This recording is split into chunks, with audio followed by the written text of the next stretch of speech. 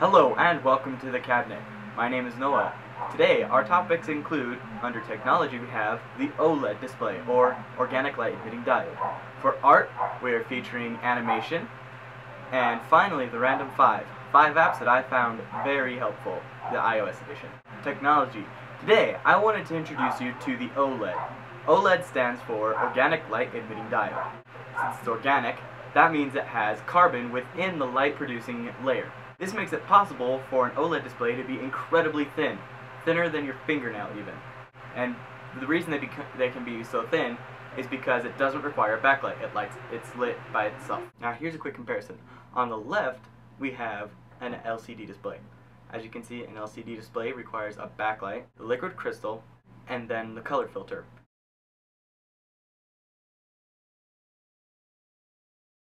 And because the backlight has to be behind the liquid crystal, that makes it really thick. An OLED display, however, has the OLED display and then just a color filter, and that's all.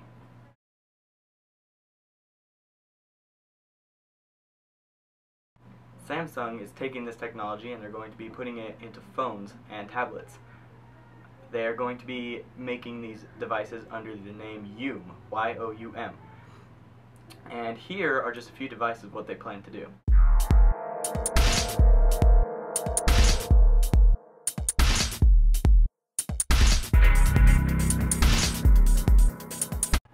Art comes in all forms.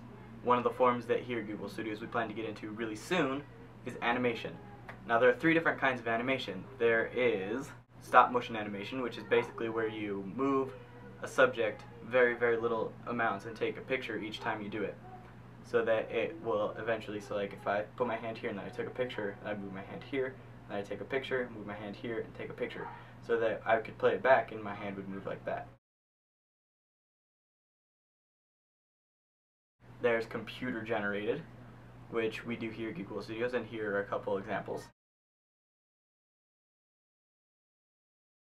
And finally, flipbooks, which is kind of the same principle as a stop motion, except a flipbook is a live animation that you hold in your hands and it's not a video or anything. And finally, here's a random 5. Here are 5 apps that I find very helpful on my iOS device. First we have Google Docs. This is a very wonderful app. I use it every day.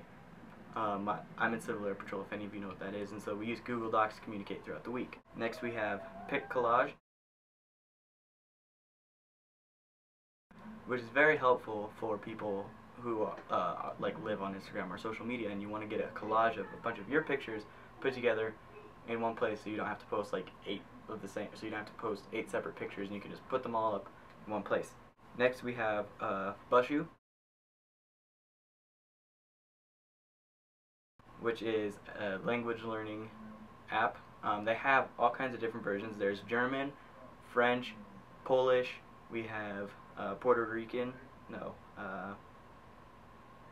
I don't know, there's a whole bunch of them out there. I only have the German and French one. They unfortunately don't have Spanish, which I think would be one of the most helpful ones, but that's alright. The next one is Splice. I use this to do all of my editing, like vlogs and Find Me Friday videos. I edit right here on Splice. Finally, we have metronome. I'm a drummer, and so this app is incredibly helpful. Without this app, I would probably be off beat all the time. Thank you guys for joining me today here on the cabinet. If you have any questions, ask in the comment section below. All the apps I talked about today will be linked in the comment section as well. So thanks, and have a great day.